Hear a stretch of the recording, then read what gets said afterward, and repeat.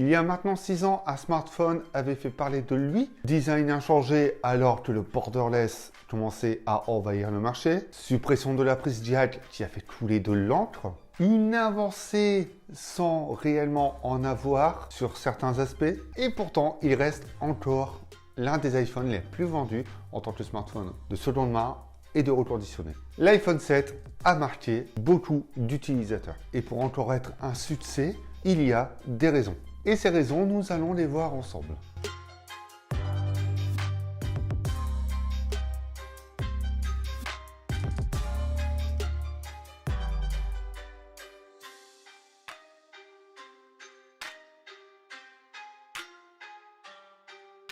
Le but n'est pas de juger cet iPhone en 2022, le but c'est d'apporter une expérience en 2022. D'accord, cet iPhone n'a plus rien de moderne. Hormis l'iPhone SE qui reprend le design global de l'iPhone 8 et quand même celui de l'iPhone 7 sur la façade avant, ce smartphone n'a plus rien pour être un appareil tendance. Mais il ne faut pas oublier que ce design a fait de l'iPhone un iPhone et c'est devenu un design iconique, un design reconnaissable et un design qui ne gêne pas tant que ça certains utilisateurs au contraire qui l'apprécient, alors que d'autres le trouveraient très ringard. Format très compact, bouton Home avec le retour haptique, qui était l'un des premiers iPhones à intégrer cette technologie, haut-parleur stéréo. Enfin bref, c'est le design iconique d'un iPhone jusqu'à ce que le notch arrive. Il marque encore et plus que ça. C'est un design que j'ai apprécié. C'est un design simple, très minimaliste, pas beaucoup de capteurs photo, un aspect neutre à l'arrière et à l'avant. C'est tout ce que j'apprécie sur un smartphone et c'est ce que l'on perd avec le temps, avec tous ces capteurs photo. L'iPhone XR et l'iPhone XS étaient encore des iPhones que j'appréciais énormément parce que l'arrière était hyper simple. Tout était épuré et en plus de ça, on avait du métal. Et ce métal me manque sur les smartphones actuellement. C'était une matière froide, je vous l'accorde, mais c'était une matière qui était très agréable en main et qui apportait un aspect de solidité dans le temps. Ce qui le rend également intéressant, c'est cette vision d'Apple encore dans ce format. C'est-à-dire un format compact qui peut être utilisé avec une seule main et une accessibilité d'utilisation. Et c'est l'un des derniers iPhones qui reste sur le marché avec cette idée. Aujourd'hui, on a les iPhone mini qui viennent remplacer ça avec le même format, un plus grand écran. Et ce format est hyper intéressant puisqu'on peut le sortir d'une poche, l'utiliser directement, le remettre dans une poche, le glisser dans un sac, le mettre dans un coin sur son bureau. Ça ne prend pas énormément de place. Il y a tout cet aspect ergonomique qui est encore ancré avec cet iPhone. Beaucoup aimeront encore ce design, d'autres beaucoup moins. Et la différence se fera sur le fait que c'est juste une question de goût. Mais il faut bien se l'avouer que ce design plaît encore. C'est un iPhone qui reste encore dans l'air du temps sans réellement en faire partie, d'un point de vue global, puisqu'on l'utilise encore, mais en même temps, c'est un iPhone qui n'a plus rien à voir avec le reste du marché actuellement. Mais c'est surtout un iPhone qui a encore ce que l'on attend d'un iPhone. Avec énormément de chance, on peut encore le retrouver en neuf. Sinon, c'est un smartphone que l'on retrouve en reconditionné ou en seconde main. Et de ce fait, le prix descend de plus en plus, ce qui le rend très accessible financièrement. Et c'est l'un des points les plus importants pour un utilisateur, le prix. Et on souhaite également avoir un minimum de performance et de suivi sur l'appareil. C'est ce qu'apporte encore cet iPhone 7 en 2022. Et c'est l'une des raisons pour lesquelles cet iPhone est encore très bien vendu, puisqu'il est encore assez performant, il est encore mis à jour. En parlant de cet avantage de suivi de mise à jour, il est sous iOS 15. Aujourd'hui, un iPhone sorti en 2016 avec les dernières mises à jour, c'est ce qui est intéressant pour un utilisateur en termes de suivi. D'accord, il recevra peut-être iOS 16 en fin d'année, ce sera peut-être sa dernière mise à jour. Ça, on le saura en fin d'année lorsqu'Apple annoncera les produits éligibles à iOS 16, mais dans les faits, il recevra encore des mises à jour jusqu'à septembre. Et ça fait de lui un smartphone qui va donc encore durer un bon petit moment pour le suivi des mises à jour d'applications et pour faire tourner ces applications. Un équilibre suffisant pour certains utilisateurs. Beaucoup d'utilisateurs n'ont pas vraiment besoin d'un gros smartphone, d'un grand écran. Ils cherchent tout simplement un produit simple à utiliser, efficace, pas trop cher. Ce sont généralement les 3 critères que l'on attend d'un produit. Dans cet iPhone 7, on a quand même une puce A10, un écran 4.7 pouces, Retina de base, donc LCD, un capteur photo de 12 mégapixels qui permet de filmer en 4K et une batterie de 1900 mAh.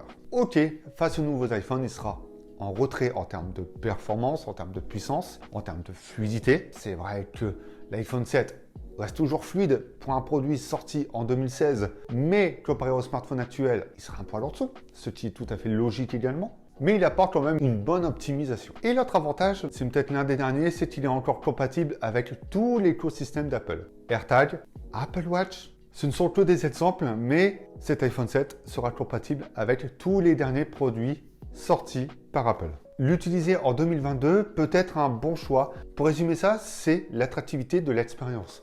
Non minimale, non maximale. Et c'est justement sur ça que l'équilibre de cet iPhone est encore très bon. Malgré toutes ces bonnes choses, il y a un mais. Et ce mais en 2022, ok, sur ce que j'ai dit, ça se fera ressentir.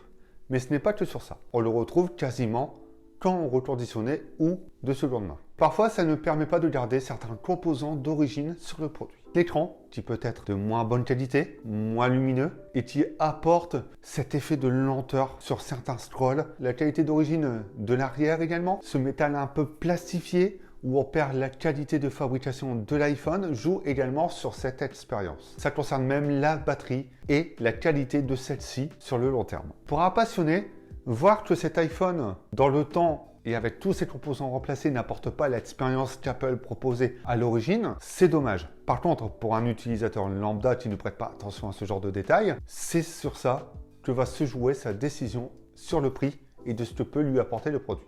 La capacité de base, 32 Go, est également très limite. Maintenant, on est sur du 64 minimum. Et encore, Apple propose désormais du 128. L'iPhone 7 en 2022 ne permet pas d'exploiter réellement l'iPhone 7. On n'a pas la boîte d'origine, du moins pas forcément, et non plus les accessoires d'origine. Et ça n'apporte donc pas l'expérience totale de l'iPhone. L'autonomie est également très limitée, alors qu'actuellement Apple propose bien mieux sur ses nouveaux iPhones. Faire sa journée, si vous ne l'utilisez pas trop, sera peut-être possible, mais si vous commencez à le pousser, ce sera très juste. Il faudra penser à le charger avant la fin de celle-ci. Il n'y a pas non plus de charge rapide, il n'y a pas cette protection IP résistant à l'eau et à la poussière, puisque l'iPhone a une chance sur deux d'avoir été démonté. Il y a des points à ne pas négliger sur cet iPhone 7 pour son utilisation en 2022. En soi, cet iPhone est fait pour les utilisateurs qui cherchent un produit pour une utilisation basique, pour jouer un peu et pour une utilisation professionnelle. Parce que pour jouer, oui, l'iPhone fera tourner encore les gros jeux 3D sans problème, avec quelques petites latences de temps à autre. Il n'y a pas de souci. Tout tourne dessus et il conviendra à tous les usages. Avant de vous décider à acheter cet iPhone, il faudra prendre tout ça en considération parce que tout ça jouera dans le temps et sur le temps que vous souhaitez le garder. Pour la partie photo, il y a un vrai décalage avec un iPhone annoncé récemment. C'est sûr, il y aura une grosse différence, mais je trouve qu'il s'en sort encore plutôt bien. Il n'y a pas de mode portrait, il n'y a pas de double capteur, il y a certaines options que l'on n'a pas dessus. Il faudra se contenter d'un capteur simple et de prendre des photos simplement. Apporter peut-être un mode portrait logiciel aurait été sympa dessus, mais je ne prends pas les décisions pour Apple. Par contre, c'est vrai que en termes d'ordre de couleur, c'est encore pas mal, même si c'est sûr, on verra le manque de détails. On se rendra compte que les couleurs ne sont pas aussi vives que sur les iPhones sortis actuellement. Il y aura toujours ce petit teint chaud, pas de mode nuit. Il se débrouillera plutôt bien, mais il ne faut pas s'attendre à une qualité énorme. Non, ça se limite vraiment à l'essentiel. En 2022, l'iPhone 7 est encore un bon iPhone. Il sera en retrait, mais pas pour certaines tâches. Hormis le design, ça peut être certains composants intégrés par le reconditionneur, ou même les performances en général, la proposition de l'iPhone 7, qui n'est plus hyper d'actualité en 2022, ça reste un iPhone sur lequel vous pouvez compter. D'un usage professionnel, smartphone secondaire, utilisation basique, il fera amplement l'affaire. Si vous prenez en considération ce que je disais tout au long de cette vidéo sur les points auxquels il faut réfléchir pour savoir si tout ça vous convient. Et toutes ces concessions face aux iPhones actuels, il n'y a que vous qui pouvez savoir si ça peut vous convenir ou non. J'espère que cette vidéo vous a plu et si c'est le cas, n'hésitez pas à aller checker les autres contenus disponibles sur la chaîne. On se retrouve bientôt pour d'autres vidéos. Pendant cela, prenez soin de vous et n'oubliez pas, amusez-vous avec vos smartphones.